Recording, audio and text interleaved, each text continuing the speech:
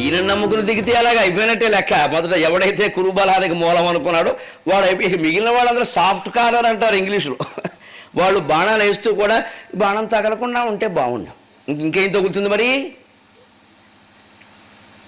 అలాంటి వాడు. ఇక వాళ్ళని గెలవడం పెద్ద సమస్య కాదని అయినా వెళ్ళిపోకూడదు, చేయవలసిందే ప్రత్యేకంగా. అప్పుడు ద్రోణాచార్యులను సమీపించాడు, ఎందుకంటే సైన్యానికి మొత్తం అధ్యక్షుడిగా ఉండి నడిపిస్తున్నాడు ఆయన. వెళ్ళి ఆయన దగ్గరికి వెళ్ళి గురువు గారికి ధనుస్సు పక్కన పెట్టాడండి గాంధీవాన్ని. ఆ రథానికి ఉండే స్తంభానికి ఇలా ఆనించి సభక్తికంగా గురువు గారికి గురుర్ బ్రహ్మ గురుర్ విష్ణు గురుర్దేవో మహేశ్వర గురు సాక్షాత్ పరం బ్రహ్మ గురు సాక్షాత్ పరం బ్రహ్మ తస్మై శ్రీ గురవే నమః. మీరున్నారు ఎదురుగానే యుద్ధానికి వచ్చా. గురువను మూడక్షరములు బరువును తొలగింపజేయు గురువను మూడక్షరములు బరువును తొలగింపజేయు భాషాంబుధునే తరింపనోడయైచను భాషాంబుధునే తరింపనోడయైచను గురుపాదములను కొంతు గుండెల నిండన్ అని 2 బాణాలతో ముందు గురువు గారి కాలి వేళ దగ్గర వేశాడు. అది స్టైల్, తమదైన స్టైల్. అంటే గురువుగారికి నమస్కారం చేసే విధానం ఏంటంటే దండం పెట్టడం కాదని. ఒక వీరుడు ఎలా దండం పెడతారంటే ఇంచుమించు ఆయన కాలి బొటన వేళ్ళు పగిలినట్టు పడ్డాయి ఆ బాణాలు 2. అంటే అది ద్రోణాచార్యుడు నమస్కారం మా శిష్యుడు, వాడు అలాగే చేస్తాడు చిన్నప్పటి నుంచి, కాళ్ళు పగిలిపోతుంటాయి అన్నమాట. వీరుడైనవాడు ఇప్పుడు కరాటే వాడు గురువుకి ముందు చాల్యూట్ చేస్తాడు, వాడి పద్ధతి వేరు. మీరు చూడండి, సైనికులు రాష్ట్రపతి వందనం ప్రధానమంత్రి వందనం చేస్తే సైనికులు నిలబడి రాష్ట్రపతి గారు కానీ దండాలమ్మా దండాలు అనరు. అది రాష్ట్రపతి వందనం అనరు, దాన్ని చెక్క భజన వాడు దండనం అంటారు దాన్ని. ఎటు దండాలమ్మా దండాలు. సైనికుడు అంటే ఇలాగే ఉండాలి, ఇలా అది పద్ధతి ఉంటుంది దానికి. పోలీసు వారు వందనం వేరుగా ఉంటుంది, కరాటే వాడు వందనం, వ్యాయామం చేసేవాడు వందనం, రకరకాల వందనం వేరు. మనం ఏదో వేదిక మీద వందనం వంగి నమస్కారం చేస్తాం, అది వేరే విషయం. ఇలా నమస్కారాల్లో విధానాలు ఉన్నాయి కదా. యుద్ధంలో గురువుకి నమస్కారం చేసే విధానం ఏమిటంటే కాలివేళ్ళు పగలగొట్టడమే. అక్కడ పాదాల దగ్గర 2 బాణాలు వేస్తే పాదాభివందనం, వెంటనే నా శిష్యుడు అనుకున్నాక సర్ మన 2 బాణాలు నిలబడే హౌ ఆర్ యూ అని అర్థం. దానికి అంత సింపుల్గా ఉంటుందా వ్యవహారం. బాగున్నారా అని పలకరింపండి. కుశల ప్రశ్నలు ఎవరో చెవులు కదా, పట్ చెవులు ఊడిపోతాయి, అంత పని అవుతుంది. ఊడవ అంతే, ఊడగొడితే మళ్ళీ శిష్యుడు కాదు, దగ్గర నుంచి వాళ్ళ పట్ అని రావాలి. అంటే ఓ క్షమా బాగున్నా అదనమాట. అదేంటి పలకరింపు. వీరులైన వాళ్ళు అలా పలకరించుకోవాలి. ముత్తైదువులు పలకరించుకుంటే బొట్టెట్టి పలకరించుకుంటారమ్మా, అది కూడా వీర లక్షణమే. కాకపోతే ఇది చీర లక్షణం, అంతకంటే ముత్తైదువును పలకరించాలంటే బొగ్గమి బొట్టెట్టి ఇలా అనడం కాదు. నువ్వు బొట్టెట్టితో పలకరించినట్టే బాగున్నారా అంత చైపోయింది. దాంట్లో అన్నీ ఉన్నాయి ఇంకా. అందుకే ఇంటికి వచ్చిన ముత్తైదువుకు బొట్టెట్టే ముందు మన వాళ్ళు గొప్ప సంస్కారం వారు పెట్టుకుని వారికి పెడతారు. అంటే మన దేశంలో కూడా ముందు మన పండితుల్ని, మన కవుల్ని, మన శాస్త్రవేత్తల్ని, మన కళాకారులను గౌరవించుకుని వేరే వాళ్ళని గౌరవించాలి. అందులో తప్పేమి లేదు. ముత్తైదువు తాను బొట్టెట్టుకుని వేరే వాళ్ళకు బొట్టెట్టినట్టు. ముత్తైదువులో ఒక లక్షణం, వీరుల్లో ఒక లక్షణం. ఇది భారతీయ సంస్కారం. అది చూసి ఆయన పక్కన అశ్వత్థామకేసి ఆనందంగా చూశాట నాన్నగారు. పరవశించిపోయాడు అతను కూడా, ఎంత భక్తి. అప్పుడు వెంటనే అన్నాడు, ఇలా చేతులు చాపాడండి, ధనుసు పక్కన పెట్టాడు, చేతులు చాపాడు. గురువర్య మీ అనుమతి లేకుండా నేను యుద్ధం చేయను. నేను యుద్ధం చెయ్యాలని మీరు అనుకుంటే కొట్టండి, లేదా నాకు దారి ఇవ్వండి. ఇది మర్యాద. పరవశించిపోయాడు ద్రోణాచార్యుడు. కనుడు పారిపోయాడు కానీ లేదా వాడికి చెప్పేవాడు పాఠం, మా వాడంటే ఏంటో చూడరా. గౌరవం అండి. ఆ గురువు అండి, గురు శబ్దం నుంచే గౌరవం అనే మాట వచ్చింది. ఆ గౌరవం ముఖ్యం. పరవశించిపోయానా, లేదు నేను అనుమతిస్తున్నాను, లేదు ముందు బాణం మీరే వేయాలి, వేయండి అని. ఆశ్చర్యం అండి. ఆ గురుభక్తి. 2 చేతులు ఇలా పెట్టి అర్జునుడు ఇక్కడ 20 ఇక్కడ 20 40 బాణాలు చేతుల మీద పడుతుంటే అలా అలా అలా భరించారండి. ఒక్కసారి ధనుస్సు తీయలేదు. 40 బాణాలు ఆయన కొట్టాక అప్పుడు ఒక్కసారి చెయ్యి విదిలించుకుని ఈ బాణాలన్నీ ఊరికే ఒంటి మీద రాలని గులాబీ పూల రేకుల్లాగా రాలిపోతుంటే అప్పుడు గాంధీవం అందుకున్నాడు. అనుచుండం త్రిదశేంద్రశూనుడు. అప్పుడు చూడండి నా తడాక. అనుచుండం త్రిదశేంద్రశూనుడు రయం అత్యంత ఘోరంబుగా ఘనశాతోజ్వల దుర్నివార విలసత్కాండంబులన్ ఘనశాతోజ్వల దుర్నివార విలసత్కాండంబులన్ ద్రోణు వాహన సూతధ్వజ దేహము పొదివే ద్రోణు వాహన సూతధ్వజ దేహము పొదవే ఇట్లస్త్రాబ్ధి ముంగింపజేసిన హాహాని నదంబులు ఒక్క ముగిపేర్చెన్ సర్వసైన్యంబులన్. హాహాని నదంబులు ఒక్క ముగిపేర్చెన్ సర్వసైన్యంబులన్. చిన్న ముళ్ళు గుచ్చుకుంటే భరించలేం మనం.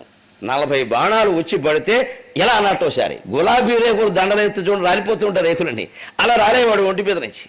గులాబీ రేకులతో ఎందుకు పోలుస్తున్నావు? నెత్తురుతో పడుతుందండి. ఆ నెత్తురు చూసి భయపడితే యుద్ధం ఏం చేస్తాడు ఇంకా. అందుకే పూర్వం రాజకుమారులు యుద్ధానికి వెడుతుంటే వారి భార్యలు లేదా వారి తల్లులు వారి చెల్లెళ్ళు బొట్టు పెట్టేవారు. కుంకుమ బొట్టు కాదు, ఐటెక్స్ తిలకం కాదు, ప్లాస్టిక్ బొట్టు కాదు, దిక్కుమాల బొట్టు అంటారు దాన్ని. ప్లాస్టిక్ మరీ దరిద్రం, అది పెట్టలేదండి. ఆ రాజకుమారుడు కత్తి వాళ్లే బయటకు తీసి వేలు సర్రమని కోసుకుని బొట్టెట్టేవారు. కత్తి ఆయన కత్తి, భర్త కత్తి బయటకు తీసి వేలు కోసుకునేవారు, బొట్టెట్టేవారు. తిలకాలు లేక కుంకాలు లేక ఎందుకని ఈ రాజకుమారుడు మళ్ళీ వస్తాడని ఏం చెప్పలేం. ఈ పాటి నెత్తురు చూడలేని దాన్ని రేపు వాడు శవం చూస్తావు నువ్వు, వాడు తలకాయ తిరిగి వస్తే.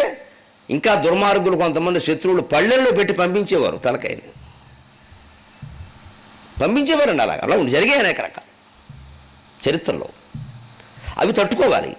క్షత్రియ కన్యగా నువ్వు పుట్టావు అంటే సిద్ధంగా ఉండాలన్నట్టుగా. నీ భర్త సైనికుడు, వాడు ఉంటాడు రేపు ఉంటాడు చెప్పలేం మనం. ప్రతి సైనికులు క్షత్రియులు అంటే ఇప్పుడు సైనికులు, పోలీసు వారు, వీరుడు భార్య సిద్ధం కావాలి.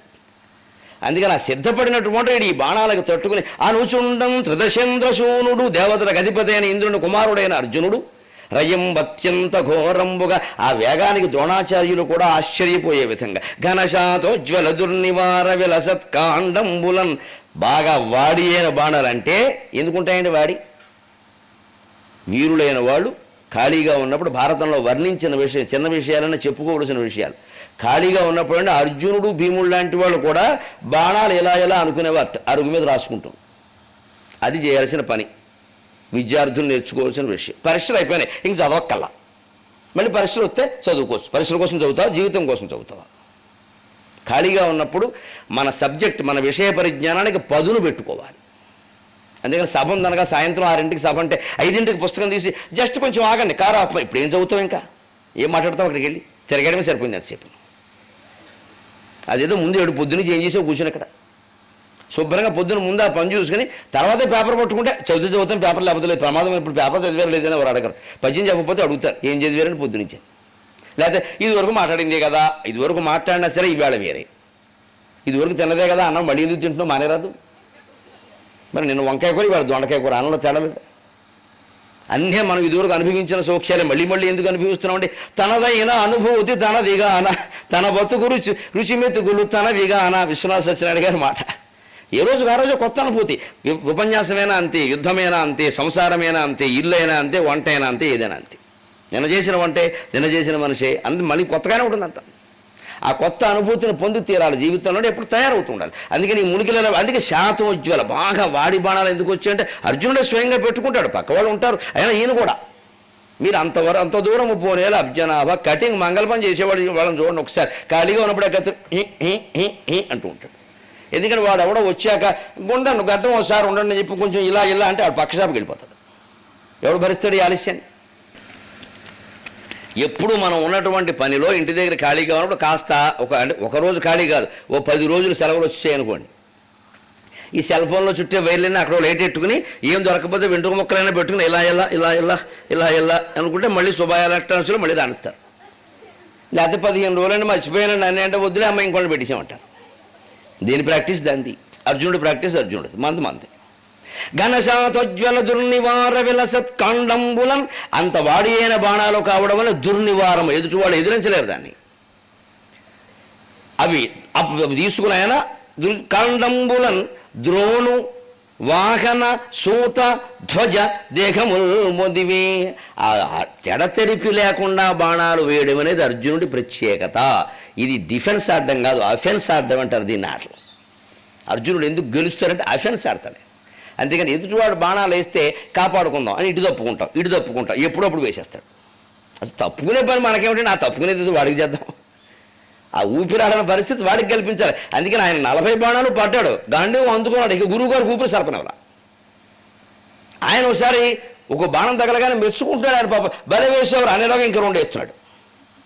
మెచ్చుకునే అవకాశం ఆయనకి ఇవ్వడం. మీ మెచ్చుకోవాలి నాకు ముఖ్యం కదా, నొచ్చుకోవాలి ముఖ్యం. ఇక్కడ మీరు వెళ్ళిపోవాలి ఇంటికి, ఎందుకు వచ్చారు పని లేక వెళ్ళిపోక, అంతే ఇతడు వెళ్ళిపోండి. కరుండే వెళ్ళిపోయాడు, మీకు ఎందుకు లేనిపోను గొడవ, మీకు నాకు శత్రుత్వం ఏముంది, వెళ్ళపోతే ఇంతే వర్షం అని ఆ శరీరం అవయవాలన్నీ కుదేరైపోయే విధంగా ద్రోణుని యొక్క వాహన గుర్రాలని, సూత సారథిని, ధ్వజ జెండాని, బంగారు వేదిక 3 ముక్కలు అయింది బంగారు వేదిక. జెండా మీద బొమ్మే ఓ ఆశకొద్ది పెట్టుకున్న బ్రాహ్మడు అయిపోయింది చూసుకో అని చెప్పాడు అంతే. ఇప్పుడు పౌరుషం మళ్ళీ జెండా పడిపోతే పోయింది, తలకాయ పడిపోకుండా చూసుకో అని ఆ 3 ముక్కలు చేసేసరికి అప్పుడు ఇంక చేసేదిలాగా ద్రోణాచార్యుడు వెళ్ళి అశ్వత్థామ రథం ఎక్కాడు. అది సంగతి. తండ్రి గారు అబ్బాయి గారు రథం ఎక్కారు. తర్వాత యువనేత అయినాయి కాబట్టి మరి ఏం చేస్తారు ఇంకా ఆసరా. వాహ సూత ధ్వజ దేహము బుదివే ఈ అట్లస్త్రాబ్ది మునిగింపజేసిన అలా బాణ సముద్రంలో ముంచేసేట గురువు గారిని. ఆ బ్రాహ్మడండి నిజంగా ఎంత గొప్పవాడంటే ఆయన బాణ సముద్రంలో మునిగి నెత్తురు గారుతుంటే నా శిష్యుడు రా అంటట్టండి. ఆయన అంత నెత్తురు గారుతుండే, ఆయనకి అంత పిచ్చి ప్రేమ ఉండి అర్జునుడు అంటే నా శిష్యుడు ఎంతసేపు ఇదే అని ఆ ప్రేమలో ఉండగా ఆయన పేర్చాను. ఒక్కముగి పేర్చన్ సర్వసైన్యాల్లో కూడా ద్రోణాచార్యుడు లాంటి వాడు పరిగెడుతుంటే ఉండగలడా, ఇంకా సైన్యం నిలబడగలదా? కర్ణుడు వెళ్ళిపోయాడు, ద్రోణాచార్యుడు వెళ్ళిపోయాడు, ఇంకెవరున్నారండి? వెంటనే వచ్చాడు అశ్వత్థామ. మా నాన్నగారిని పరిగెట్టాడు, ఆయన రథమే ఎక్కడి. ఇప్పుడు ఆ రథంలో కొంచెం ఇరుగ్గా ఉంది అంటే తండ్రిలో పక్కన కూర్చోబెట్టాడు అంతే. ఆయన వచ్చాడు. అతడును తీవ్రబాణములను అతని ఎదుర్కొన మారుకొన్న అతడును తీవ్రబాణములను అతని గప్పుచు మారుకొన్న యువనేత అశ్వత్థామ గారు వచ్చిపడ్డాడు. సింహలాంగూలం తోక, దమ్ముంటే నన్ను గెలు అర్జున అంటున్నాడు. లోపల మాత్రం ఏముంది, అర్జునుడే గెలిస్తే బాగుండను. అప్పుడు స్నేహం. కానీ అశ్వత్థామ మనస్తత్వం ఏంటంటే ఆయన పంతం రానంత వరకే సహృదయంతో ఉంటాడు. పంతం వస్తే ఉచ్చ నీచాలు తెలియవు. ఇప్పుడు ఆయనకి పంతం వచ్చింది, ఎందుకంటే తండ్రిని కొట్టాడు. కర్ణుడిని కొట్టుంటే ఇదే దెబ్బ, ఇంకా 2 బాణాలు ఏమైనా ఆయన ఇచ్చేవాడు. అది క్యాస్ట్ ఫీలింగ్, ఆ గొడవ వేరు. ఇక్కడ మరి సొంత తండ్రి కదండి, అందుకే నేను బాణం వచ్చి ఎవరు ఉన్నా సరే యుద్ధంలో మా నాన్న ఆయనకు అదో పితృభక్తి. ఒక్కొక్కరికి ఒక్కొక్క వ్యామోహం అంటామే. ధృతరాష్ట్రుడికి పుత్ర వ్యామోహం, అశ్వత్థామకి పితృ వ్యామోహం. అంటే భక్తి అనేది వ్యామోహం స్థాయికి ఎదిగింది. అక్కడ పితృవ్యామోహం తప్పు, పితృభక్తి ఓకే సరిపోతుంది. పితృవ్యామోహం అవసరం లేదు. తండ్రి తప్పు చేసినా కూడా సమర్థించడం పద్ధతి కాదు. నువ్వు ఎదిరించకపోతే కనీసం ఊరుకో, అందుకని సమర్థించక. ఇంకా అశ్వత్థామ అలా కాదు, మా నాన్న చేసింది ఏదైనా సరైంది, మా నాన్న ఎవడన్నా ఏమన్నా అంటే తుక్కురైపోతా, ఇదో పిచ్చి. అతడును తీవ్రబాణముల అతని కప్పుచుమారు కొన్న ఆ శతమఖ వృత్ర సంగరము చందము తోచగా ఆ శతమఖ వృత్ర సంగరము సంగము చందము దోప వడించట ఛటాయితరవమబ్డు వేణువుల నెర్చు దవానలు మృత భంగి దిక్తతి వరగన్ మహాద్భుతము కౌరవసేనకు నవహిల్లగన్. అవురా అశ్వత్థామ, అర్జునుడిని గెలవగలిగిన వాడు ఇంతవరకు దొరికాడురా, కర్ణుడు పారిపోయినా పర్వాలా ఇంకా అని కౌరవ సైన్యం సంతోషించుదురా. ఇప్పుడు కింద పడినవాడు అర్జునుడు. ఒక్క దెబ్బ తిన్నాడు, తగిలింది దానికి. ఎప్పుడు మనమే గెలుస్తాం అనుకోకూడదు. అతను కూడా తీవ్రమైన బాణాలతో అర్జునుడిని కప్పేద్దామని వస్తూ అతను పౌరుషంతో చేసినటువంటి పని అండి. కప్పుచు మారుకొన్న ఆ యుద్ధం చూస్తే అర్జునుడికి అశ్వత్థామకి జరిగేది శతమఖ వృత్ర సంగరము చందముదోప. ఇంద్రునికి వృత్రాసురునికి జరిగిన యుద్ధం గుర్తొస్తుంది చూస్తుంటే. అయ్యి బాబు ఇదేమి యుద్ధం! ఇంద్రవృత్రాసురుడు ఏళ్ల తరబడి యుద్ధాలు చేశారు, వాళ్ళు ఎవడు సావల, మాయలతో చచ్చారు తప్ప చివరికి వృత్రాసురుడు మామూలుగా చంపడం సాధ్యం కాదు. ఇంద్రవృత్రాసురుడు సంగ్రామం జరుగుతోంది. అశ్వత్థామ అర్జునుడు ఏమిటి యుద్ధం, అసలు ఎవడు గెలుస్తాడు, ఎవడైనా గెలవడం అనేది ఉంటుందా ఇక్కడ అని ఆశ్చర్యపడి చూస్తున్నట్టు వాడు. పైగా ఆ బాణాలు ఇలా ఛట్ ఛట్ ఛట్ అని వదులుతుంటే ఛటాయితరవమబ్డు, ఆ కిక్కన గారి వర్ణన, ఛట ఛట ఛట అని అగ్నిశకలు పగిలినట్టుగా వస్తుంటే ఆయన ఆలోచన చూడండి. వేణువుల ఏర్చు దవానలు మ్రోతభంగి, అడవిలో వెదురు పొదలు అంటుకుంటే పెళ్ళ పెళ్ళ పెళ్ళ పెళ్ళ అని పేలుతూ చీలిపోతూ సౌండ్ వస్తుంది. ఆ సౌండ్ వస్తుంది. అది కొత్త రకమైన వర్ణ, వ్యాసుడు చెప్పలేదు. వేణువుల నేర్చు దవానలు మ్రోతభంగి, వేణువు అంటే వెదురు. అడవిలో వెదురు పొదలు, ఎండిపోయిన వెదురు పొదలు అవి అంటుకుంటాయి. అప్పుడు అసలు వెదురుకి అసలు కాలే లక్షణం ఎక్కువ. పైగా ఈ గాలి వేలు ఉండక రంధ్రాలు ఉంటాయి. ఈ గాలి ఆ చీలికల్లో పెడుతుంది. ఆ చీలికల్లో కలిసి అక్కడ చీలికొస్తే పెళ పెళ పెళ పెళ అని విచిత్రంగా పెళ పెళ పెళ వస్తాయండి. ఆ ధ్వని వేరే. అటువంటి ధ్వని వచ్చింది అక్కడ. ఈ బాణాలు దెబ్బలు తగులుతూ ఉంటే బాణాలు వదిలిపెడుతుంటే దవానలు మ్రోతభంగి దిక్తతి బరగన్, దిక్కులన్నీ ఆక్రమిస్తే మహాద్భుతము కౌరవసేనకు నవహిల్లగన్. కౌరవ సైన్యం చూసి ఆహా అశ్వత్థామ, ఓహో అశ్వత్థామ అనగానే మనవాడు పొంగిపోయాడు. ఎంతైనా బ్రాహ్మడే, లెక్క డబ్బా కొట్టామంటే తిరుగులేదు. ఇంక బ్రాహ్మడు ఎవడన్నా బాగుపడ్డం మనం చూసామంటే చాగంటి కోటేశ్వరరావు గారు చెబుతుంటే విన్నాను, నాకు నచ్చింది ఆ మాట. బ్రాహ్మడు ఎవడన్నా వృద్ధిలోకి వచ్చాడని మీకు అనిపిస్తే ఏమీ లేదు అబ్బాయి, 3 సార్లు సన్మానం చేయండి మళ్ళీ అయిపోతాడు, ఇంక రాడన్నాడు ఆయన. అది చాలా నిజమది, నేను కూడా దానికి సమర్థన. వాడిని పిలిచి శుభ్రంగా పొగిడేసి మీ అంతటి వాళ్ళు లేరని 3 సార్లు సన్మానం చేయండి, ఇక మళ్ళీ వాడి పైకి వస్తే ఒట్టానండి. నిజంగా ముమ్మాటికి నిజమది. సరిగ్గా అశ్వత్థామ ఇంత పరాక్రమం చూపించి ఒకే ఒక్క బాణంతో అర్జునుడి వింటి నారి తెంచాడు. అర్జునుడి వింటి నారి తిరగడం భారత చరిత్రలో మొదటిసారిది. ద్రౌపదీ స్వయంవర ఘట్టంలో కానీ, ఘోషయాత్రలో కానీ, మరెక్కడ కానీ జరగలేదు. ఇక్కడ ఉత్తర గోగ్రహంలో మాత్రమే అశ్వత్థామ చేతుల్లోనే వింటి నారి తెగింది. వింటి నారి తెగడం అంటే ఇది దాన్ని నక్క నరంతో తయారు చేస్తారు మామూలు ధనుస్సులకి. అర్జునుడి ధనుస్సు కొంచెం వేరుగా ఉంటుంది, ఏదైనా జంతువు నరం, అందుకే ఇది ఇలా తీగానే ఠమ్ ఠమ్ ఠమ్ అని మోగుతుంది. పురుకొస్తాడు కట్టేయకూడదు, జంతువు నరం, అందులో నక్క నరం దానికి ప్రసిద్ధం. అందుకే మీకు నీతి చంద్రుడిలో కథల్లో కూడా ఉంటుంది, ఒక విల్లు అక్కడ ఉంటే ఒక నక్క ఆ నారి దాని నరం కదా తిందామని తినగా ఉండగా మధ్యలో తినడం మానేసేసేది. అది ధనుసు చివర అంచు ఉంటుంది కదా, ఆ అంచు దగ్గర నోరు పెట్టి ఆ నరం కొరుకుతోందిట. నరం కొరికితే నరం తెగింది, ఆ అంచు వచ్చి దాని మూతిలో దిగింది, అంటే ముఖం పేరు చచ్చిపోయింది. ఎందుకంటే ధనుస్సుకి ఆ అంచు ఈ అంచులో కత్తి ఉంటుందండి. వీరులు తక్కువ కాదు, ఆ ధనుస్సుకి ఈ చివర ఆ చివర చాకు ఉంటుందండి కత్తి. ఎందుకని ధనుస్సుతో ఇలా యుద్ధం చేస్తారు. చేస్తూ ఉండగా ఒకడు పక్క వచ్చాడు తీసేలా పొడుస్తారు, అయితే అయిపోయింది. 2 in 1 అనమాట. ఈ పక్కకు వస్తే ఈ పక్క వచ్చాడు ఒకడు ఇలా పెట్టి ఇలా అంటారు, వీడు వెళ్ళిపోతారు ఇక్కడ. ఎందుకంటే పక్క నుంచి చంపే ప్రయత్నాలు చేస్తారు. అందరూ నియమం ప్రకారం యుద్ధం చేయరు, మన జాగ్రత్తలో మనం ఉండాలి. అందుకని వాడు పొడవడానికి వస్తున్న ఉండు నియమం ప్రకారం పొడువు అంటే వాడు పొడుస్తాడా? నియమాల్లాగానే ఉంటాయి, కానీ వేరేవి జరుగుతాయనే అవకాశం ఉండాలా వద్దా? అందుకని ఈ వెనక నుంచి ఎవడన్నా పొడవడానికి వస్తే ఆ ధనుర్యుద్ధం ఆపేసి ఇలా అంటారు ఒకసారి, ఈ కత్తికి వీడు పోతాడు. ఈ పక్క నుంచి ఎవడన్నా అనుకోకుండా, ఇద్దరు యుద్ధం చేస్తుంటే మూడో వాడు రాకూడదు, అది నియమం. అది ద్వంద్వ యుద్ధం అంటారు. ఇద్దరు యుద్ధం చేస్తుంటే మూడో వాడు రాకూడదు. అంతా కలిసి కొట్టుకుంటాడు, కలిపి కొట్టరా కావేడరంగా, అది వేరే విషయం. ఇద్దరు ప్రత్యేకించి చేస్తుంటే మూడో వాడు రాకూడదు. సరిగ్గా ద్రోణ పర్వంలో వస్తుంది, భూరిశ్రవసుడు సాత్యకి యుద్ధం చేస్తుంటే అర్జునుడు వస్తాడు, పెద్ద గొడవైపోతాడు, ధర్మశాస్త్ర చర్చ జరుగుతుంది. ఆపై నీ బోడి యుద్ధం అని అర్జునుడిని ఆపించేస్తారు, పెద్ద చర్చ జరుగుతుంది అక్కడ. అటువంటి ఘట్టాలన్నీ ఉన్నాయి అందులోను. అందుకని మూడో వాడు రాకూడదు, అది నియమం. అది అలా వాడు వస్తాడు, మరి ఏం చేయాలి, ఏదో చేయాలి కదా. అప్పుడు ఆ ధనుస్సులో ఆపి ఠమని పడుస్తారు, మళ్ళీ వేస్తాడు బాణాలు. 2 in 1 వ్యవహారం ఉన్నాడు, బ్లేడు కత్తి అన్ని ఓ చోట ఉన్నవాడు. అలాంటి ధనుస్సులు ఉంటాయి. అందుకని ఆ నక్కెలా పట్టుకోగానే తాడు దిగింది, పటామంది, ఆ కత్తి దాని గొంతుకులో దిగబడింది, పోయింది. పిచ్చిమోహన్ నరం ఎక్కడ కొరగాలో తెలియదు. అందుకని ఆ వింటి నారు తెంపేసరికి హాహా నడదావు బ్రహ్మాండం అహో అశ్వత్థామ అనగా నేను ఒకసారి నేను మా నాన్నగారి పేరు కూడా చెప్పు, మళ్ళీ ఇందులో కూడా అప్పుడు వెంటనే ఈయన చాపల్యం గమనించండి. పైనుంచి దేవతలు దిగారు, దేవేంద్రుని యొక్క కంతుడు, వసంతుడు, జయంతుడు, మొత్తం ముఠ ఓ 25 మందికి. అహో అశ్వత్థామ, అర్జునుడు ధనుస్సు వింటి నారిని తెంచిన వారు ఎవరు లేరు, చరిత్రుడు నువ్వు ఒక్కడవే, జయహో అశ్వత్థామ, జయహో గురుపుత్ర, జయహో ద్రోణాచార్య అన్నారు. ఆ సందు చూసుకుని మనవాడు ఆ పొగడ్తలు వింటున్నాడు. 4 బాణాలు వేసి వీడిని కింద పడగొట్టాడు వీడు. అది క్షత్రియుడికి బ్రాహ్మడికి తేడా, మన్నించండి. ఇలాంటి అవకాశం శత్రువుకి ఇవ్వకూడదు. అశ్వత్థామ చాపల్యం. పొగడ్తలకి పడిపోతావా యుద్ధరంగంలో? ముందు చేయాల్సిన పని చేసి అర్జునుడు సంగతి తెలిసి ఇంటికి వెళ్ళి సావకాశంగా టీ తాగుతూ కూర్చున్నప్పుడు పొగిడేవాళ్ళని పక్కనెట్టుకో. దేవతల పన్నాగం ఇది. అందుకని తెలుసు ఈయన బలహీనత ఏమిటో తెలుసు ఆయనకి, పొగిడితే పడిపోతాడు. అందుకని వాళ్ళంతా దిగిపోయారు. వెంటనే ఎందుకు దిగారో గమనించండి. ఇందులో మాయ మహిమ ఏం లేదు. ఎవరు చిత్తశుద్ధిగా ధర్మం కోసం పోరాడతారో వారికి శ్రీకృష్ణస్వామి సహాయం ఉంటుంది, ఆయన ద్వారకలో ఉన్నా సరే.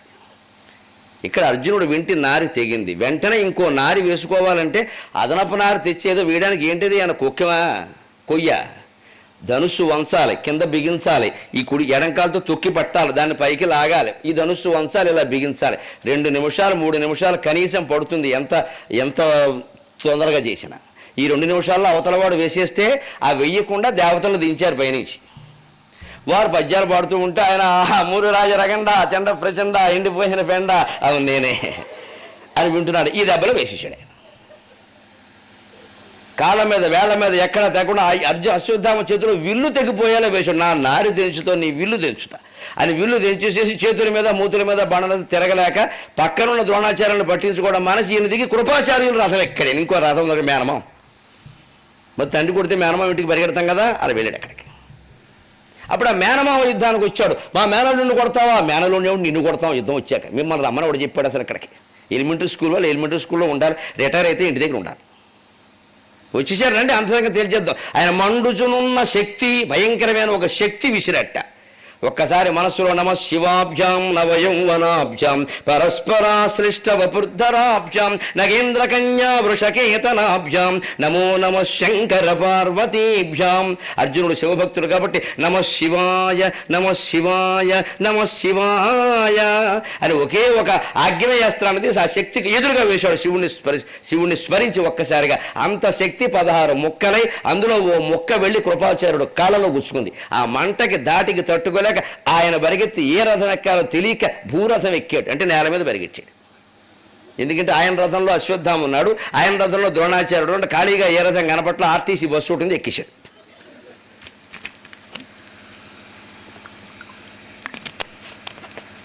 ఇక ఇప్పుడు ప్రధానమైన వీరులు 2 ఉన్నారు. భీష్మ పితామహుడు ఉన్నారు. అక్బర్ చక్రవర్తి భారతం అంతా విని సరదాగా ఓ మాట అన్నట్ట, ఏముందండి గొడవ, అన్నదమ్ములు కొట్టుకు చావడం సంత ఇది, ఎందుకంటే మా కూర అన్నయం ఏదో అల్లాహో అక్బర్ అంటాం, మేము ఇంకేం మాట్లాడడం, ఏంటి గోలంతా ఏక్ బడా హాయ్ ఏక్ చోటా హాయ్ అవు క్యా హాయ్ అన్నట్ట. మొత్తం భారతంలో వీరులు ఇద్దరయ్యా, పెద్దవాడైన భీష్ముడు, పిల్లవాడైన అభిమన్యుడు, మిగిలినవాడంతా లాలూచి గ్యాంగ్ అన్నట్ట. మహావీరుడు ఎవరు? నిజాయితీకి నిలబడిన వీరుడు భీష్ముడు. ఇప్పుడు మిగిలినవాడు ఆయన ఒక్కడే. పిల్లవాడు శక్తి ఉందో లేదో, సాహసం ఉంది, రథచక్రంతో కొట్టాడు అందరు, నేను తిరుగు లేకుండా.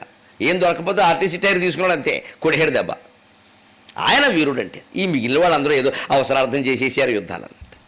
అలా నిజాయితీకి నిలబడి 257 సంవత్సరాల పాటు జీవించిన ఆజన్మ బ్రహ్మచారి శ్రీకృష్ణోపాసకుడు భీష్ముడు ఉన్నాడు. ఇంకా ఆయన్ని గెలవడం కానీ గాయపరచడం కానీ అర్జునుడికి ఇష్టం లేదు. జీవితంలో కొన్ని కర్మలు తప్పవు. అందుకని అర్జునుడు బాధపడుతూనే ఒక వేడిలో ఉన్నాడు. ఆయన అశ్వత్థామని గెలిచాడు, ద్రోణుణ్ణి గెలిచాడు, కర్ణుణ్ణి పరిగెట్టేలా చేశాడు, కృపాచార్యుని శక్తిని ఆయన మీద పడేలా చేశాడు. ఆ వేడిలో నుండి ఇక బంధుత్వాలు గుర్తున్నాం. పద ఇప్పుడు పోనీ తాడి చెట్టు ఆయన దగ్గరికి, పెద్ద ఆయన దగ్గరికి, ఆయన సంగతి చూద్దాం అని తాడి చెట్టు ఇందాక జెండాల గుర్తులు చెప్పింది. అందుకే ఆ తాడి చెట్టు ఆయన దగ్గరికి వెళ్ళేసరికి భీష్ముడు కూడా ఒక్కసారి పాపం అప్పటికే కాస్త వృద్ధాప్యం చూపు మందగిస్తోంది. ఆయన చూపు మందగించిన తూపు మందగించదండి. ఆ బాణం ఆయన అందులో పెడితే ఎవరిని గుచ్చుకోవాలో వాడినే గుచ్చుకుంటుంది. అది అలా అలవాటు పడిపోయింది. కొంతమంది బాగా లెటర్స్ డ్రాఫ్టింగ్ చేసేవాళ్ళు ఉంటారు తాలూకా ఆఫీసులోను, వాడు తప్పు రాద్దామన్న స్పెల్లింగ్ మిస్టేక్ రాదండి, పెన్ సరిగ్గా రాసేస్తుంది. ఎందుకంటే ఏళ్ల తరబడి ఆ లెటర్ డ్రాఫ్టింగ్ అలవాటు పడ్డాడు ఆయన. ఒకవేళ ఏదో ఐకి బదులు ఈ పెట్టినా కుదరదు, అది అయి పెట్టేస్తుంది అక్కడ. అలాంటి వీరోచితమైనటువంటి శక్తి కలిగిన వాడు భీష్ముడు. అందుకని ఆయన ఎంత వయస్సులో అలా నిలబడి నా మానవుడు వేయి, నువ్వే వేయి ముందు బాణాలన్నా. ఇక తాతగారి దగ్గర నేమే వెళ్ళలేదు, వేయచ్చు. మరి తాతగారు ఊళ్ళోకి మనవడు ముందు దూకుతాడు, కానీ మనవడి మీదకి తాతగారు దూకడు కదా, లెక్కే. అందుకని నువ్వే వేయనా, నేనే వేస్తా, మీరు చెప్పక్కర్లేదు. ఎందుకంటే ఆయన క్షత్రుడు, ఈయన క్షత్రుడు. ఇక్కడేం గౌరవాలు లేదు. ఆయన బ్రాహ్మణుడు, గురువు, ఆ గౌరవాలు వేరు. ఈయన క్షత్రుడు, నువ్వు రంగం, నువ్వు కక్క, నేను మొక్క, కానీ పర్లేదు, పైగా నీకు అనుభవం ఎక్కువ. అందుకని భీష్ముడి దగ్గరికి వెళ్ళి బాణ పరంపర వర్షంలాగా ఓ సముద్రంలో ముంచినట్టుగా గుప్పిస్తూ ఉంటే భీష్ముడు అండి ఈ షిట్ ఏం లేవు ఇక్కడ. ఆయన మహా ఎక్స్పీరియన్స్డ్, బాగా ఆఫీసులో చూడండి, బాగా సీనియర్ గుమస్తా ఉంటాడు, రేపు మాపై రిటైర్ అయిపోయాడు. ఆయన దగ్గరికి ఏదైనా ఫైల్ పెడితే అందరూ చూసేటువంటి ఫైల్ తీసి బారాయ పెద్ద లెటర్ రాయడానికి చచ్చిపోతున్నాం ఇక్కడ, ఏం చేయాలో మాకు తెలుసు. ఇది బాగా అనుభవం అది. అందుకని అంటుంటే ఈయన 10 బాణాలు వేస్తే ఆయన 1 బాణంతో తిప్పి కొడుతున్నాడు. అది భీష్ముడి యొక్క శక్తి. ఆ విలాసంగా తీసుకోవడంతో అర్జునుడికి పౌరుషం వచ్చింది. ఎంత అనుభవం అయితే మాత్రం మమ్మల్ని తక్కువ వచ్చిన వస్తారటి. కినుక మనంబునం గదిరి క్రీడి పితామహు విల్లు వ్రేల్మిడిందునిమి కినుక మనంబునం గదిరి క్రీడి పితామహు విల్లు వ్రేల్మిడిందునుమ నితంత గాఢరయదోర్విభవంబున ఒండు విల్లు గైకొను వండు విల్లు గైకొనయడి సందునన్ ఒండు విల్లు గైకొనయడి సందునన్ నినిచె క్రూర శరంబులు రంబునందు కినుక మనంబునం గదిరి క్రీడి పితామహు విల్లు వ్రేల్మిడిందునిమి నితంత గాఢరయదోర్విభవంబున ఒండు విల్లు గైకొనియడి సందునన్ నినిచే క్రూర శరంబులు రంబునందు గ్రక్కున క్రక్కున అతడొల్లబోయి క్రక్కునతడొల్లబోయి రథకూబరమూతగొంచు సోలుచున్ గ్రక్కునతడొల్లబోయి రథకూబరమూతగొంచు సోలుచున్. ఎంత అద్భుతమైన దృశ్యాలు కళ్ళకి కట్టేలా చేస్తాడో తిక్కన. అది ప్రేక్షకులకు చూపించడం మన బాధ్యత. శక్తి మేరకు చేశాను, మన్నించండి. రథకోపురం అంటే మైకి తప్పితే ఏం లేదు ఇక్కడ నాకు. ఆ రథకోపురం అంటే రథం ఇలా 4 స్తంభాలతో ఉంటే పైన ఇలా గోపురంలా ఉంటుంది. ఆ గోపురానికి సంబంధించి ప్రధాన స్తంభం ఒకటి ఉంటుంది, ఈ కుడి ఎడం చేతి వైపులా. అది పట్టుకున్నాడు పాపం, సొలిపోయిన గుండెల్లో కొట్టాడు 12 బాణాలు. ఎందుకంటే ఈయన తేలిగ్గా తీసుకున్నాడు. వేస్తావు మనవాడు, మా మనవాడు మంచివాడు అని పక్కన ఉండి అది కూడా చెబుతున్నాడు. దెబ్బ చూసావు, ఇగో ఈ పాటి నెత్తులు వచ్చిందంటే వాడే. ఇంకోటి కొట్టలేదు ఇలా నన్ను, మా గురువుగారు కొట్టలేదు పరశురాముడు, ఆయన ఇంటికి పంపించా నేను. ఈయన ఎటువంటి వీరుడు పరశురాముడు భీష్ముడు అంటే, పరశురాముడు భీష్ముడు యుద్ధం చేశారు వెనక అంబ కోసం. మనకు మొదట్లో వస్తుంది ఆ కథ. ఆ చేసినప్పుడు భీష్ముడే గెలిచాడు, పరశురాముడు ఓడిపోయాడు. కానీ పరశురామునికి జీవితంలో ఒక నియమం ఉంది. నేను గెలిచి ఇంటికి వెళ్ళాలి తప్ప ఓడి ఇంటికి వెళ్ళడానికి వీల్లేదు, భీష్మ నన్ను చంపేయి అన్నాడు. అది ఆ పిచ్చి నియమం ఉండి ఆయనకి. ఎవరి నియమాలు వాడివి, ఎవరి తెక్కవాడిదని. నేను గెలిచే ఇంటికి వెళ్ళాలి, నాకు నియమం అది. నేను ఓడానంటే ఇంటికి వెళ్ళను, చంపేయన్నాడు. గురువుగారిని చంపడం ఇష్టం లేక, ఎంత దయామయుడండి భీష్ముడు, ఎంత మానవులు మహానుభావులండి వీళ్ళు. ఆ గురువును చంపడం ఇష్టం లేక వచ్చి ధనుస్సు అక్కడ పారేసి, మీరు కొట్టండి నేను ఓడిపోయానని అంగీకరిస్తున్నాను, నేనే ప్రకటిస్తాను నేను ఓడిపోయానండి, మీరు బతుకుండాలి, మీరు బాగుండాలి, మీరు దీర్ఘాయుష్మానుభవం, మీరు హాయిగా ఉండాలి, శతాయుష్తో ఉండాలి మీరు అని అంటే, ఆయన ఔదార్యానికి పరవశించిపోయి బోడి అంబ కోసం నీతో యుద్ధం చేయడం ఏంటంటే నా కర్మని ఆ అంబని పిలిచి, అంబ జంబలక్కడి పంబ నువ్వు బో అని చెప్పాడు. ఇంత గొప్ప శిష్యుడు ఉన్నాడని చెప్పుకోవడం నాకు గర్వం, పనికి మాలిందానా, నీతోటి నాకు దేనికి అవతల పో అని చెప్పాడు. అది వాళ్ళ అభిమానం అండి. గురువు బతుకుండాలి, ఆయనకి ఆ నియమం ఉంది. బతుకుండాలంటే ఏం చేయాలి, నేను ఓడిపోవాలి. అందుకని గెలిచిన వాడు తానే వచ్చి నేను ఓడిపోయాను, మా గురువు గారే గెలిచారు, నేను ఓడిపోయాను అని ప్రకటించారండి. మంచిది అని వెళ్ళిపోయాడు ఈయన. నిజానికి గెలవలేదు, ఆయనకి తెలుసు ఆ విషయం. అందుకే మరెప్పుడు ఆయన పరశురాముడు తర్వాత ఇంకెవరితో, భీష్ముడితో కాదు ఎవరితో పెట్టుకోలేదు. వద్దురా బాబు, ఇవి అనవసరపు నియమాలు ఎందుకు వచ్చింది, బతికినంతకాలం మహేంద్రగిరిలో తపస్సు చేసుకుందాం. అటువంటి భీష్ముడు కూడా అర్జునుడు దాటికి తట్టుకోలేకపోయాడు, తేలిగ్గా తీసుకుని ఈయన నవ్వుతావేంటి తాతయ్యతో మాత్రం, నాకు ఇన్ని మార్కులు వస్తే గొప్పగా మెచ్చుకోవడం మానేసి, ఒక్కో తాతగారు చూడండి మనవడు ప్రోగ్రెస్ గారు చూపించి నాకు 25కి 25 ఊరుకో, మా చిన్నతనంలో 100 పద్యాలు ఏకదాటిగా అప్పగించాం, 200 గుంజీలు తీసాం, ఇవన్నీ మనవడి దగ్గర చెప్పకూడదు, తాతగారు నేర్చుకోవాలి. ఈ గొప్ప చెబితే వాడు వచ్చి సర్టిఫికేట్ చూపిస్తే బ్రహ్మాండం రా, నా భవిష్యాన్ని నిలబెట్టావు, నిజంగా నాకు లేవు, మీ నాన్నకు లేవు తెలివితే అట్లా నీకు బ్రహ్మాండంగా అని మెచ్చుకోవాలి. లేకపోతే మనవాడు కోపం వస్తుంది, తాత మెచ్చుకోలేదని చింపేస్తాడు దాన్ని. సరిగ్గా అదే పద్ధతి ఇక్కడ. నేను బాణాలు వేస్తుంటే ఏదో పువ్వులు పండేటి సరదాగా నవ్వుతున్నావేంటి, బాధ లేదా అని కినుక మనంబునంగదిరి కోపం వచ్చింది అర్జునుడికి. క్రీడి పితామహు విల్లు, క్రీడి అంటే అర్జునుడు, కిరీటి ప్రకృతి, క్రీడి వికృతి. ఆ భీష్ముని యొక్క విల్లును విరేల్మిడిందుని, విరేల్మిడి అంటే చిటికేసేలో పాల్గొట్టాడు. ధనుస్సు 2 ముక్కలైంది. ముక్కలైతే ఏంటంటే ఇబ్బంది లేదు. ఆ రోజుల్లో రథం అంటే మున్సిపాలిటీ తొట్టి కాదు. ఈ వేదిక ఎంత ఉందో రథం అంత ఉంటుంది, గుర్తుపెట్టుకో. ఈ వేదిక ఎంత ఉందో రథం అంత ఉంటుంది. దుర్యోధనుడు, అర్జునుడు అందరి రథాలు అంతే.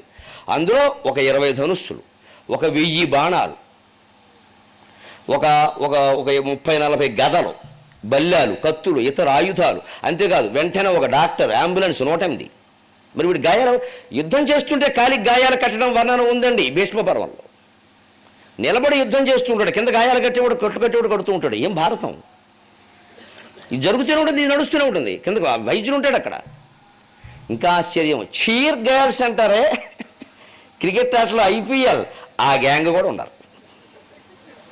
వీరుణ్ణి ఉత్సాహపరచడానికి అమ్మాయిలండి. వేసుకో అంటుంటే ఈ అమ్మాయికి వేసుకోవటం ఓ బాణ వేయడం. అన్న అన్ని ఏర్పాట్లు ఉన్నాయి. నీతి ఎప్పటి నుంచి ఉందో అవినీతి అప్పటి నుంచో. 2 అప్పచెల్లెళ్ళే. దేవుళ్ళు మొదలైనప్పుడు దేవతలు దెయ్యాలు మొదలయ్యాయి. సత్యం పుట్టినప్పుడు అసత్యం కూడా పుట్టింది. మొట్టమొదటి అసత్యం సత్యలోకంలోనే పుట్టింది. బ్రహ్మే అబద్ధం ఆడాడు, నేను శివలింగాన్ని చూడలేదు చూశానని చెప్పాడు. మొట్టమొదటి అసత్యం సత్యలోకంలో పుట్టింది, ఇంకెక్కడి నుంచి పోతుంది అసత్యం. అంచేతే చీర్ గర్ల్స్ కూడా అప్పటి నుంచి ఉన్నారు. వీళ్ళందరూ ఉండాలంటే మరి రథం ఎంత ఉండకుండా ఈ పీట ఎంత ఉందో రథం అంత ఉంటే ఎలా యుద్ధం చేస్తాడు, వాడే నిలబడిందే. అందుకే అశ్వత్థామ ఆ రథం ఎక్కాడు, ద్రోణుడు ఈ రథం ఎక్కాడు. అంటే రథంలో ఉందా ఖాళీ, ఇంకా ఆశ్చర్యం మీరు భీష్మ పర్వంలో ద్రోణ పర్వంలో చూస్తారు. భీముడు కర్ణుడిని చంపినంత పని చేస్తాడు, రథం మీదకు దూకుతాడు, గదెట్టి కొడతాడు. కర్ణుడు భీముడికి భయపడి రథకోపురంలో దాక్కుంటాడు. అంటే రథానికి పైన గోపురం ఉంటుంది కదా, ఆ గోపురానికి ఇలా కమ్మీల్లా ఉంటాయి, రేకుల షెడ్డికి కమ్మీలు వేసినట్టు. ఆ కమ్మీల్లో పైకెక్కి దాక్కుంటాడు. భీముడికి ముందు చూపే కానీ పై చూపలేదు. తలకాయ లేపాలంటే కష్టం, బరువు అది. ఈ వెర్రి ఆయన రథం ఎక్కి చంపేస్తా అని చూసిన వాడు ఇటు చూసి ఎక్కడా లేడని వెళ్ళిపోతాడు పిచ్చి ఆయన. కాస్త పైకి చూస్తే వాడు దొరికేవాడు, ఆ రోడ్డుతో కర్ణుడు సఫా. కర్ణుడు దొరికిన కర్ణుడు వదిలేశాడు, చూడడం జాతక. అదే కర్ణుడికి భీముడు దొరికాడు జస్ట్ ఒక రోజు తేడాలో. వాడు వదల్లా, వాడు చెత్తకొట్టి వాడు ఒకందుకు వదిలాడు. కుంతీదేవికి వాగ్దానం చేశాడు, అందుకని వదిలాడు. ఇలా జయాపజయాలు దైవాధ్యయనాలు ఎందుకన్నారంటే ఇందుకు అన్నారండి ఖచ్చితంగా. అటు ఇటు ఏమవుతుందో చెప్పలేం, మీరు ఎలా అనుకుంటే కుదరదు. ఇంకా అదే యుద్ధానికి సిద్ధపడ్డాడు. వ్రేల్మిడిందునిమి ఒక్కసారి ఒక చిటికేసినంతలో దునిమేసరికి పాపం పితామహుడు నితాంత గాఢరయ దౌర్విభవంబున ఆ చేతులు వేగానికి అలవాటుపడ్డాయి. ఎక్కడ విల్లు చూడాలి కదా, ఎక్కడో ఇలా అందుకోవాలి కదా. ఈ అందుకునేలోగా ఒండి విల్లు గైకొనియడు సందునన్ ఇలా వంగి పాపం ఆ విల్లు తీసుకుందాం చూస్తున్నాండి. 4 బాణాలు నేనిచ్చి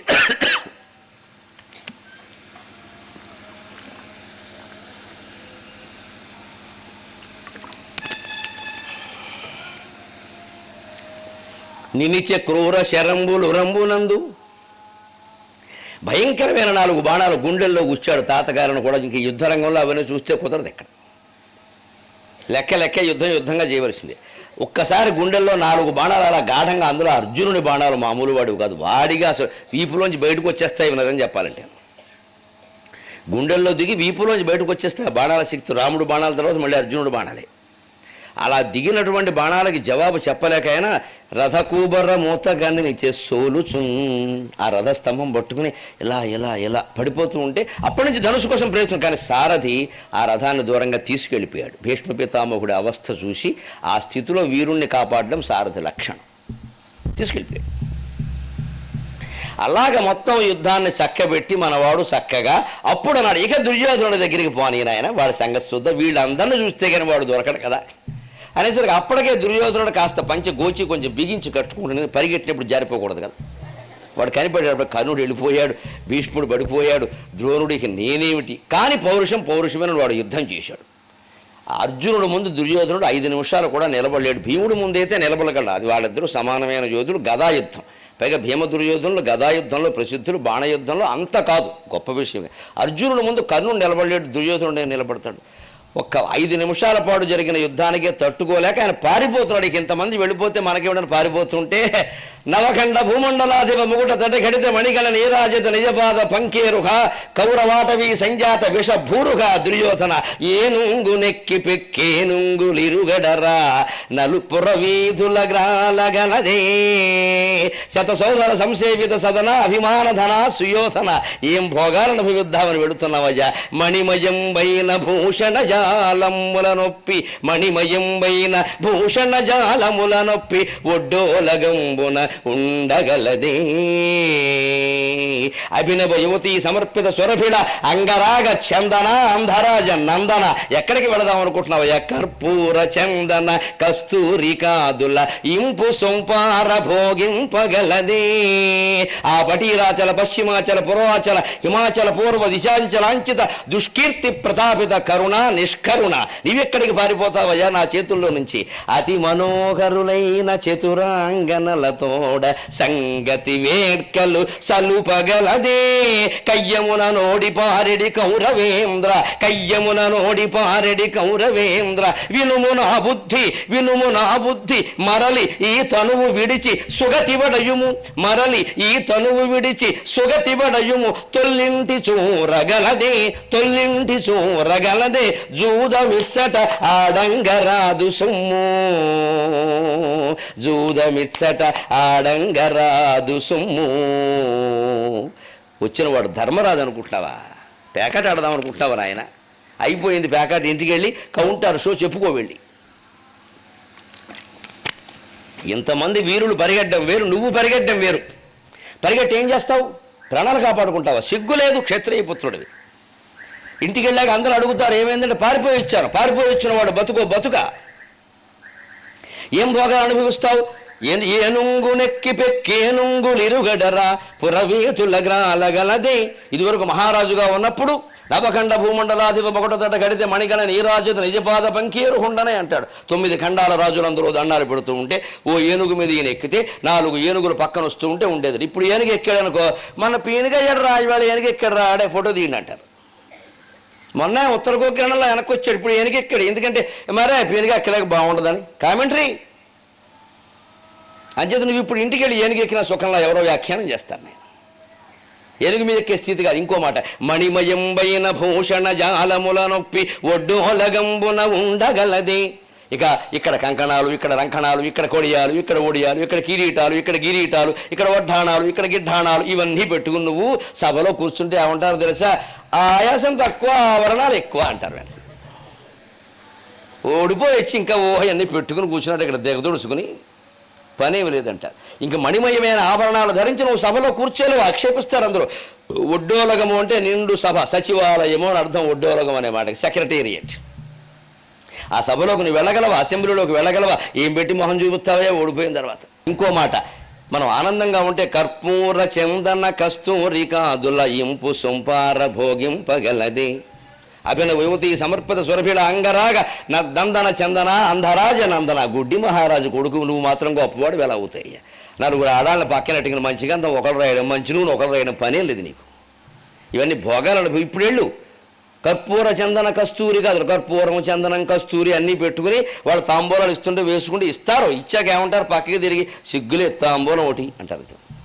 ఇంకా తాంబూలం తక్కువైంది దీని గారికి. వాడు తన్ని పూలెమ్మాడు, వీడు తాంబూలం ఉంటాడు ఇక్కడ అని వెంటనే వ్యాఖ్యానం వస్తుంది. విజయం సాధించినప్పుడు మనల్ని గౌరవించే విధానం వేరు, అపజయం కలిగితే సాధించే విధానం వేరండి. ఎప్పుడైనా అందులో యుద్ధంలో వీరుడు ఎప్పుడు వెనక్కి వెళ్ళకూడదు, భారతీయ సంప్రదాయమే కాదు.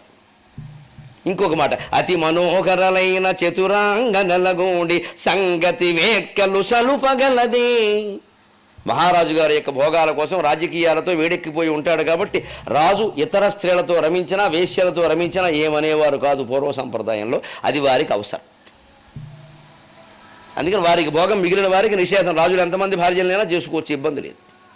అందులో కూడా పరభార్యల జోలికి వెళ్ళేవారు కాదు, కన్యని పెళ్లి చేసుకునేవారు. అందరికీ తగిన సౌకర్యాలు, భోగాలు ఉండేవి. ఇప్పుడు అలాగ నువ్వు ఇంటికి వెళ్ళి ఎవరో ఒక భార్యను భోగం కోసం పిలిస్తే మరే రోగం తక్కువ భోగం ఎక్కువైంది మన వాడికి అని వెంటనే అంటారు. వెంటనే ఎందుకు వచ్చిందయ్యా, ఏ భోగాలు అనుభవించారో అందరూ మాట్లాంటారు. కాబట్టి కయ్యమున నోడి పారెడి కౌరవేంద్ర, యుద్ధరంగంలో ఓడిపోయి వెనక్కి వెళ్ళిపోతున్నావు, ఏం మనిషివయ్యా?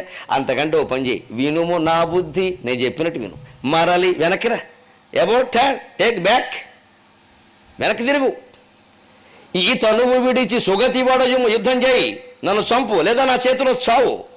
అప్పుడు స్వర్గం వస్తుంది ఖచ్చితంగా, వీర స్వర్గం. దుర్యోధనుడు వీరమరణం పొందాడు, కనీసం ఆ పేరున తెచ్చుకో. సరిగ్గా సరైన వాడు వీరుడు చెప్పవలసిన ఆలోచన ఇది. పైగా సుగతి వడయుము తొల్లింటి చూరగలదే. చూర అంటే వైభవం. చూరగొన్నారు అంటే వారి వైభవం అంతా మనం పుణికి పుచ్చుకోవడం. కొల్ల అని ఇంకో మాట తెలుగులో, కొల్లగొట్టారు అంటే ఆ ఇంటి వైభవం అంతా తీసుకెళ్ళిపోయారు, కళ లేకుండా పోయింది, అప్పుడే కొల్లగొట్టారంటారు. ఆ కొల్ల చూర అనే మాటలకి వైభవం, లక్ష్మీ కళ అని అర్థం, సంపద అంతా. తొల్లింటి చూరగలదే. ఇదివరకు కళ ఉందా నీకు? ఇప్పుడేమో ఇదివరకు బాబా అర్జునుడు దుర్యోధనుడు మొహం, ఇప్పుడు ఏమంటారు? పేడ మొహం అంటారు వెంటనే. ఇదివరకు చండ ప్రచండ అన్నారు, ఇప్పుడు ఎండిపోయిన పేండే, అనుమానం లేదు. ఇంకా ఎందుకది పనిలే. కానీ జూదమిచ్చట ఆడంగరాదు సొమ్ము. పోనీ మా అన్నయ్య గారు ఉంటే ఇటువంటి పరిస్థితుల్లో కూడా ధర్మరాజా నువ్వే గెలిచావు కానీ పక్కకి రా అని ఒక్కసారి 3 ముక్కలాట వేసామనుకో, డంకా పలాస్ కొంప కొలాస్ అని ఓడిపోతాడు మా వాడు. మళ్ళీ 12+1 ఖాయం. మనకు అవన్నీ తెలియవు నాయన. మనకు ఆ ప్యాకెట్ ఏంటో, సీక్వెన్స్ ఏంటో మనం పశ్చిమ గోదావరి జిల్లాలో పుట్టలేదు. ఆ వీడు కాదు మన, అందుకని మనం వెళ్ళిపోతాం. ఎందుకు వచ్చింది? మా అన్నగారు అయితే వేరు. అందుకని జూదం ఇచ్చట ఆడంగా రాదు సొమ్ము, ఇది జూదవాడే ప్రదేశం కాదయ్యా అన్నాడు. ఈ మాటలకు తట్టుకోగలడండి వాడు. వెనక్కి వచ్చాడండి. నిజంగా భారతం ప్రకారం నిజం చెప్పాలంటే కర్ణుడు కంటే దుర్యోధనుడు పౌరుషవంతుడు. చరిత్రలను మనకు తిరగరాసేసి ఇష్టం వచ్చినట్టు చెబుతున్నారు అంతే. ఒక ముద్ర పడింది ఓ పాత్రకి. శకుని చెడ్డవాడు, కర్ణుడు ఏదో మహోదాత్తుడు, ఏదో దుర్యోధనుడు దుష్టుడు. ఇంకో కోణంతో మనం చూడమండి. అసలు దుర్యోధనుడికి పౌరుషం ఉంది. వెంటనే పోతే పోయా, ఉంటే ఉన్నాం, తెలుసుకోవాలి అని వెనక్కి వచ్చారండి.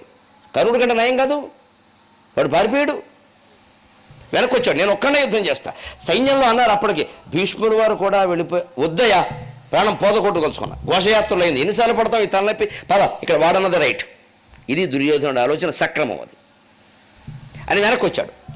ఇప్పుడు మొత్తం సైన్యం వెనక్కి రావాలి, కీలకమైన విషయం అది. పారిపోయిన వాళ్ళు మళ్ళీ అందరూ రావాల్సిందే, ఇది రాజు ఆజ్ఞ, అందరూ వెనక్కి రమ్మనం, ప్రాణం పోతే పోయిందన్నాడు.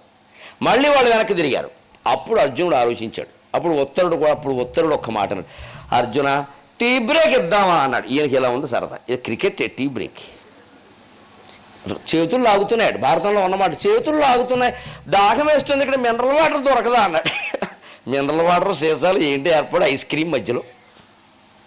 వాడు బాధపడదు, ఎప్పుడు ఇంతసేపు సారథ్యం వాడు చేయలేదు, ఇంత ఆందోళనకు ఎప్పుడు లోను కాలేదు. నాకు మంచినీళ్ళే కావాలి, దాహం అవుతుంది, చేయలేకపోతున్నాయంటే 10 నిమిషాలు ఓపిక పట్టుకు ఆ ఉత్తరుడి మీద జాలితోనండి. ఎందుకంటే ఈ ఏదైనా మనకు కావలసిన అనవసరపు యుద్ధం చేస్తే వాడి ప్రాణం పోతే ప్రమాదం, అర్జునుడి యొక్క బాధ్యత. అప్పుడు సమ్మోహనాస్త్రం తీశాడు ఒక్కసారిగా. కంగారు పడకు, 5 నిమిషాల్లో తేల్చేస్తాను. మనం అనుకుంటే 5 నిమిషాల్లో తేల్చగలం, లేదా 5 గంటలు చేయగలం. ఉపన్యాసమేనా అంతే, 5 నిమిషాల్లో చెప్పండి భారత సారాంశం చెప్పేస్తాం. పరోపకార పుణ్యాయ పాపాయ పరపేండ, 5 నిమిషాలు ఎందుకు, 1 నిమిషం చాలు. లేదంటే 500 రోజులు అది మనమే చెప్తాం కూర్చుని. అలాగే ఆ 2 సామర్థ్యాలు ఉండాలి ఉపన్యాసకుడికి, అది ఉండాలి. అర్జునుడు యొక్క దయ చూపిస్తే ధరుణ, యుద్ధం అంటే యుద్ధమే. అందుకని 5 నిమిషాల్లో సమ్మోహనాస్త్రం వేశాడు. ఇది మీకు నర్తనశాలలో చూపించారు ఒక్క సమ్మోహనాస్త్రంతో, సినిమా కాబట్టి. కానీ ముందు ఎంత యుద్ధం జరిగిందో చూశారుగా, గంటం పైన యుద్ధం జరిగింది, 1.5 గంటల పైన. మనం చెప్పుకుంటుంటే నిజంగా యుద్ధం ఇంకా చాలా ఉంది అసలు. ఆ సమ్మోహనాస్త్రానికి మొత్తం సైనికులందరూ, సైన్యం అంతా పడిపోయింది. అప్పుడు ఉత్తరుడికి చెప్పాడు, దుర్యోధనుడితో సహా అందరూ మూర్ఛపోయారు. వెళ్ళి మీ చెల్లెలు చెప్పినట్టుగా బొమ్మ పొత్తికల కోసం ఎవరి కిరీటాలలో ఉండేటువంటి పొత్తికలు కావాలో తెచ్చుకో, ఆ కుచ్చిళ్ళు ఆయన వెడుతుండే చెప్పాడు, భీష్మ పితామహుడు దగ్గరికి వెళ్ళకు, నాకు తెలుసు ఆయన్ని సమ్మోహనాస్త్రం ఏం చెయ్యలేదు. ఎందుకండి, కేవలం వీరత్వానికి సంబంధించింది కాదు, సమ్మోహనం అనేది బాణానికే కాదు, స్త్రీకి కూడా వర్తిస్తుంది. అటువంటి మోహాలు భీష్ముడి దగ్గర పనిచేయు, ఆయన ఆజన్మ బ్రహ్మచారి. ఏ బాణము ఆయన్ని మూర్ఛితుణ్ణి చెయ్యలేదు, ఏ స్త్రీ ఆయన్ని సమ్మోహితుణ్ణి చెయ్యలేదు. అందుకని మా తాతగారు అలాంటి వాడు. అందుకని ఆయన దగ్గరికి వెళ్ళి మళ్ళీ ఆయన నటించాల్సిన అవసరం కల్పించక వదిలే, ఆయన అలా వదిలే. దుర్యోధనుడు అంటావు, కుచ్చుళ్ళు కాదు, కుత్తు కోసే వీలైతే భీముడికి సర్ది చెప్పేద్దాం, వాళ్ళు పెద్ద ఇబ్బంది కాదు, తోసేయి మొత్తం అని చెప్పాడు. ఈయన అలాగే చాలా చక్కగా వెళ్ళి చిన్న చాకోడు కత్తోడు పట్టుకుని వెళ్ళి అందరిలా కిరీటాలకు ఉండే కుచ్చులు పక్కన నెమలిపించా అని మీరు పాడుతున్నారా పాట, అవన్నీ కోసుకొచ్చాడు అక్కడి నుంచి. అవన్నీ ఇంత కట్టకట్ట పట్టుకొచ్చాడు, అవన్నీ జాగ్రత్తగా కొంగులో పెట్టుకున్నాడు ఆయన పాపం. అప్పుడు ఇద్దరు కలిసి రథం ఎక్కారు, ఆనందంగా ఇంటికి బయలుదేరాడు.